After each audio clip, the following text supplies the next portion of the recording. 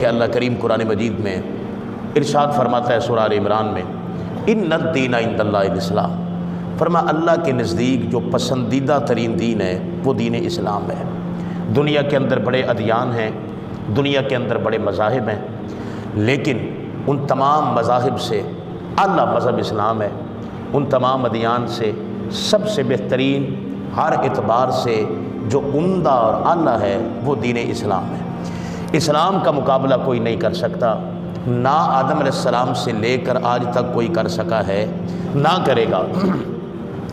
اس کے مقابلے میں لوگوں نے بڑے بڑے دین کھڑے کرنے کی کوشش کی ہے، اپنے خود ساختہ مذاہب بڑے بنائے اور ان کو اسلام کے مقابلے میں لانے کی کوشش کی، لیکن اسلام ایک آفاقی مذہب ہے جس کو اللہ رب العزت نے نازل کیا ہے، اور وہ بنائے ہوئے قانون اور دستور اللہ تعالیٰ کے ہیں۔ ظاہر ہے اس قانون اور دستور کے مقابلے میں کوئی قانون آ کے ٹھہرتا نہیں۔ یہ ایسا بہترین لا ہے، ایسا بہترین قانون ہے کہ جس کے اندر ہر ایک کے حقوق متعین کیے گئے ہیں، اور پھر ایسے حقوق متعین کیے ہیں کہ جن کے اندر کوئی جھول نہیں ہے۔ تو فرمایا ان الدین عند اللہ الاسلام، اللہ کے نزدیک پسندیدہ ترین دین اسلام ہے۔ اور پھر اسی سورہ مبارکہ کے اندر اللہ پاک نے فرمایا وَمَن يَبْتَغِي غَيْرَ الْإِسْلَامِ دِينًا فَلَن يُقْبَلَ مِنْهُ، فرمایا کہ کوئی بندہ اگر دین اسلام کے علاوہ کوئی اور دین ڈھونڈنے کی کوشش کرے گا وہ اس کا اللہ کی بارگاہ میں قبول نہیں ہوگا۔ وہ جتنا مرضی عمدہ ہو جائے، اللہ کے مقابلے میں اللہ کی بارگاہ میں وہ قبول نہیں ہے۔ اس کا مطلب ہے عبادت وہ پسند ہے اللہ کو جو دین کے مطابق ہے، ریاضت وہ پسند ہے اللہ تعالیٰ کو جو دین اسلام کے قوانین کے مطابق ہے، خدمت خلق اللہ کو وہ پسند ہے جو دین اسلام کے مطابق ہے۔ ہر ہمارا وہ کام، بے شک وہ شادی بیاہ ہو، وہ کوئی بھی رسومات ہوں، اللہ فرماتا ہے مجھے وہ پسند ہے جو دین اسلام کے تابع ہے۔ اس کا مطلب ہمارا اٹھنا بیٹھنا چلنا پھرنا کھانا سونا، ہر ہمارا کام دین کے مطابق ہو۔ دین صرف مسجد کی چار دیواری کے اندر تھوڑا ہے، ہر مقامات پر دین کی ضرورت ہے، آپ جہاں پر بھی ہیں۔ اب چونکہ بات لمبی نہ ہو جائے، کچھ چند باتیں میں آپ کے گوش گزار کر بھی سکوں، اس مختصر سے تعارف کے بعد اگلا مرحلہ یہ آتا ہے کہ دین کی ضرورت کیا تھی، کیا ضرورت تھی دین کی۔ پہلی ضرورت عرض کر رہا وہ یہ ہے اللہ رب العزت نے انسان کو بڑا صاحب عزت بنایا ہے، اور اس کی عزت کا ڈنکا اللہ نے قرآن میں بجایا ہے، اور قرآن کے اندر اللہ نے ذکر کیا ہے۔ اللہ پاک نے فرمایا وَلَقَدْ كَرَّمْنَا بَنِي آدم، ہم نے آدم علیہ السلام کی اولاد کے سر پر عزت کا تاج رکھا ہے۔ کیسے رکھا؟ فرمایا ہم نے اسے اشرف المخلوقات بنا، پھر ہم نے اسے اپنی پہچان اپنی محبت کی امانت عطا فرمائی، اپنی معرفت عطا فرمائی، اسے زمین پر اپنا نائب اپنا خلیفہ ہم نے بنایا، اور ہم نے اسے مسجود الملائکہ بنایا۔ آدم علیہ السلام کو سجدہ کیا ہے فرشتوں نے، اللہ نے بڑی عزت دی انسان کو، اور عزت سے نواز کر اللہ نے اس کو دنیا میں اتارا، کائنات میں اتارا۔ فرمایا ہم نے تمہیں دنیا میں اتارا ہے صاحب عزت بنا کر۔ اب ظاہر بات ہے کوئی ایسا دستور، کوئی ایسا قانون، کوئی ایسا اصول، کوئی ایسا ضابطۂ حیات تو ہونا چاہیے نا جس پر تم چلو تو تمہاری عزت برقرار رہے۔ وہ جو اللہ نے تمہیں دی ہے اس پر وہ عزت تمہاری برقرار رہے، تمہاری عزت کی دھجیاں نہ اڑیں، تمہاری عزت فرشتوں کے سامنے نیلام نہ ہو، تمہاری عزت خراب نہ ہو۔ اللہ فرماتا ہے ایسا دستور چاہیے تھا، اور وہ دستور اسلام ہے۔ اسلام سے ہٹ کر کوئی دستور نہیں ہے کائنات والو۔ اسلام ایک ایسا مذہب ہے جس کے اندر انسان کی عزت ہے۔ وجہ کیا ہے؟ انسان کو سیلف رسپیکٹ دیتا ہے، اور سیلف رسپیکٹ کیا ہے کہ انسان کو اسلام اللہ کے سامنے جھکاتا ہے، غیر اللہ کے سامنے جھکانے سے منع کرتا ہے۔ یہی انسان کی عزت ہے کہ بندہ اپنے رب کے سامنے جھکے، اپنے اللہ کی عبادت کرے، اپنے رب سے طلب کرے، اپنے رب سے مانگے، غیر اللہ کے سامنے نہ جھکے، نہ غیر اللہ سے طلب کرے۔ تو اللہ پاک فرماتا ہے تمہاری عزت اسلام کے اندر ہے۔ اب دیکھیے میں اس پر ایک دو مثالیں عرض کرتا ہوں۔ حالانکہ جو مکے کے سردار تھے وہ بڑے بظاہر صاحب عزت تھے، زمانہ ان کو سلام کرتا تھا، ابو جال ابو لہب عتبہ شیبہ، اپنے اپنے قبیلے کے بڑے سرغنے اور بڑے سردار، ان کی مجلسوں میں لوگ آ کر بیٹھتے تھے، اور ان کی رنگتیں اگر تم پڑھ لو تو گوری چٹی اور بڑے ان کے قد اور بڑے سونے۔ لیکن کیا وجہ ہے کہ ان سے حبشہ کا بلال بھی نمبر لے گیا؟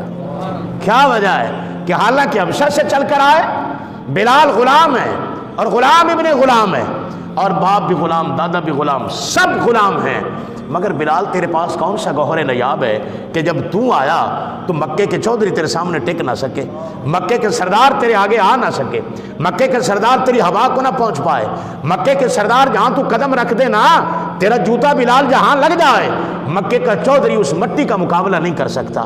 بلال ریزن کیا ہے، وجہ کیا ہے؟ کہا میرے پاس نہ دولت ہے، نہ دھن ہے، نہ مال ہے، میرے پاس محبت رسول کی امانت ہے، میرے پاس توحید ہے، میرے پاس اسلام ہے۔ میں جب اسلام میں آیا اور میں نے غلامی اسلام کو جب قبول کیا تو اللہ رب العزت نے مجھے وہ مقام اور مرتبہ عطا فرمایا۔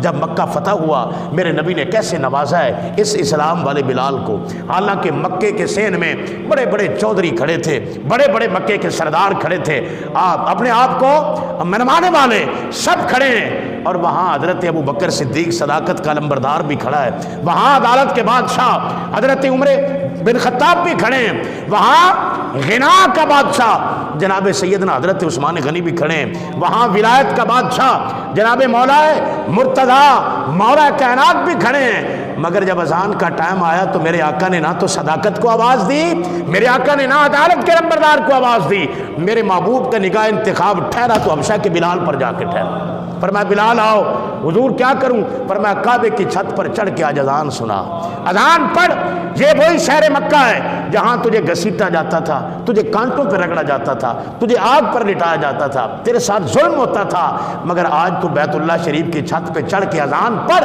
تاکہ ان مکے کے چودھریوں کو پتہ لگے کہ چودراہٹ دنیا میں نہیں رکھی، چودراہٹ اسلام کی نوکری کے اندر رکھی ہوئی ہے۔ یہ اسلام عزت دیتا ہے، اللہ کی قسم اسلام عزت دیتا ہے۔ اب میں اس پر ایک بات اور کرنا چاہتا ہوں، مغرب کی دنیا، یورپ، وہ سمجھتے ہیں ہم بڑے ترقی یافتہ ہیں، ہم بڑے روشن خیال ہیں کہ ہم نے یہ کر دیا، ہم نے وہ کر دیا۔ میں قسم اٹھا کے کہتا ہوں اللہ کی عزت کی قسم، یہ روشن خیالی نہیں ہے، روشن خیالی اسلام نے دی ہے، اسلام نے دی۔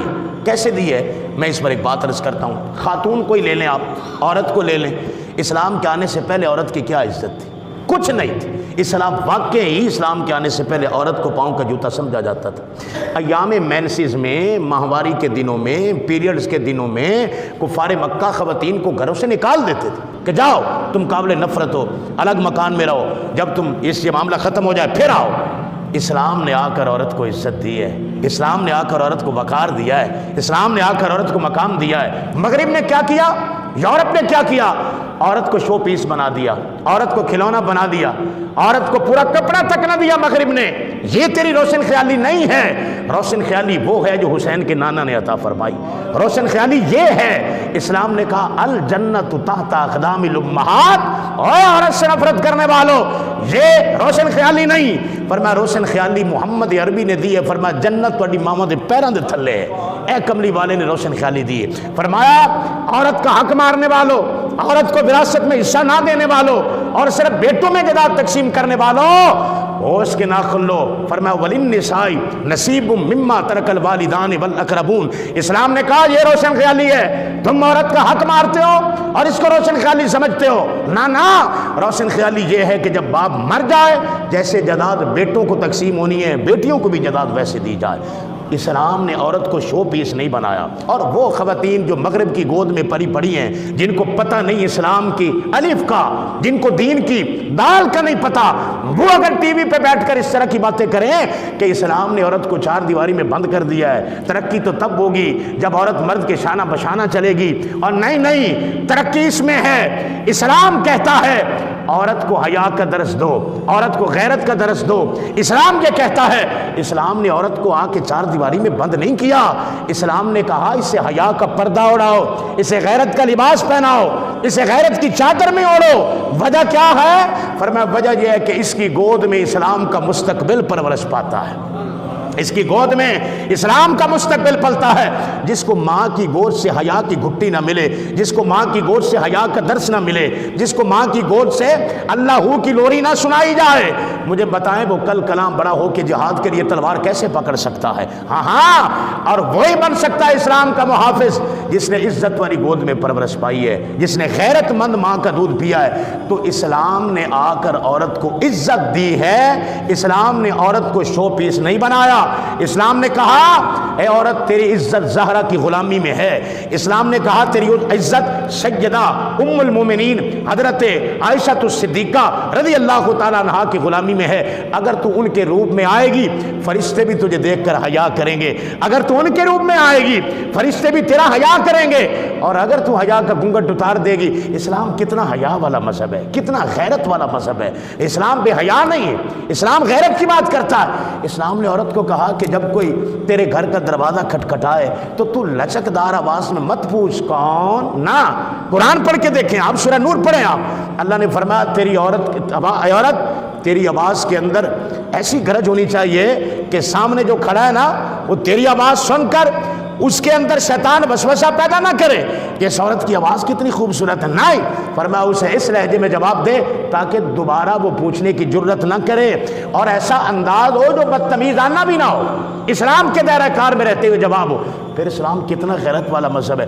کہا جب تو اپنے گھر میں برتن دھوئے اپنا چوڑا اتار دے کہ تیرے چوڑے کی کھنکھناہٹ تیری چار دیواری سے باہر نہ جائے۔ یہ غیرت والا ہے اسلام، یہ غیرت کا مذہب ہے، اور اس غیرت والے مذہب کو دنیا میں عام کرنے والی شخصیت کا نام محمد عربی صلی اللہ علیہ وسلم۔ اب سمجھ آئی بات کہ اسلام کتنا غیرت کا سبق دیتا ہے۔ اور اسلام نے کہا تیری عزت کس میں ہے؟ اسلام کی چار دیواری کے اندر ہے، اور یہ اسلام نے آ کر درس دیا ہے۔ پھر دوسری ضرورت اسلام کی کیا ہے؟ یہ تو پہلی ضرورت ہے۔ دوسری ضرورت ہے مکمل ضابطۂ حیات، مکمل ضابطۂ حیات۔ اب دیکھیں پہلے بھی اسلام دنیا میں آتا رہا، ہر نبی کے دور میں اسلام تھا، آتا رہا، مگر وہ مختصر تھا۔ ہر نبی کے دور کے اندر اسلام مختصر رہا۔ کیسے؟ جناب ابراہیم علیہ السلام آئے تو وہ ایک کسی قوم کے رسول بن کر آئے نا، اور قرآن مجید کے اندر اللہ رب العزت ارشاد فرماتا وَإِلَىٰ مَدْيَنَ أَخَاهُمْ شُعَيْبًا، ہم نے شعیب علیہ السلام کو ان کی قوم کی طرف رسول بنا کر بھیجا۔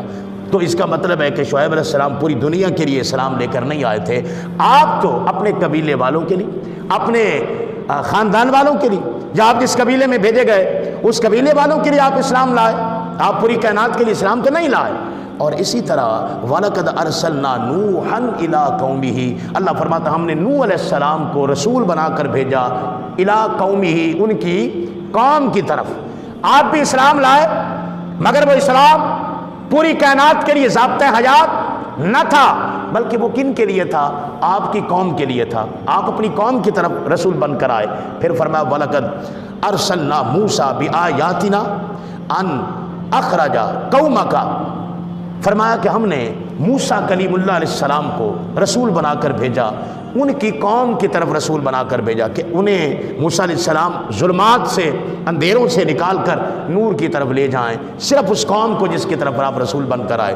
میں نے قرآن مجید کی یہ مختلف آیات بینات پڑھ کر آپ کو یہ بتایا ہے کہ دین پہلے تھا، اسلام تھا، مگر مکمل ضابطہ حیات نہ تھا۔ لیکن جس وقت آقا آئے، کونین کے تاجدار آئے، نبی علیہ السلام آئے، اب کیا اسلام صرف اہل مکہ کے لیے آیا، یا صرف اہل مدینہ کے لیے، یا کیا صرف اہل عرب کے لیے؟ نہیں، فرمایا ارسلت الی الخلق الکافہ، نبی علیہ السلام نے اعلان کیا، فرمایا لوگوں مجھے پوری کائنات کی طرف اللہ نے رسول بنا کر بھیجا ہے۔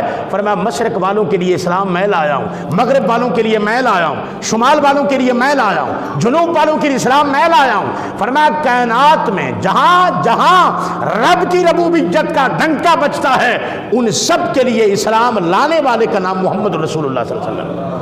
سمجھ آئی بات؟ یہ اسلام مکمل ضابطۂ حیات ہے، اور زندگی کے ہر شعبے کے لیے ہے۔ کسان کے لیے بھی اسلام ہے، فرمایا عشر دیا کر، کسی کا پانی مت لگا اپنی فصل کو، فرمایا چوری مت کر، اسلام مکمل ضابطۂ حیات ہے۔ بزنس مین کے لیے بھی ہے، فرمایا تیرا نفع ہم نے 10% تک مختص کر دیا ہے، وہاں تک لے، ذخیرہ اندوزی مت کر، قوم کا خون مت نچوڑ، اسلام وہاں تک بھی ہے۔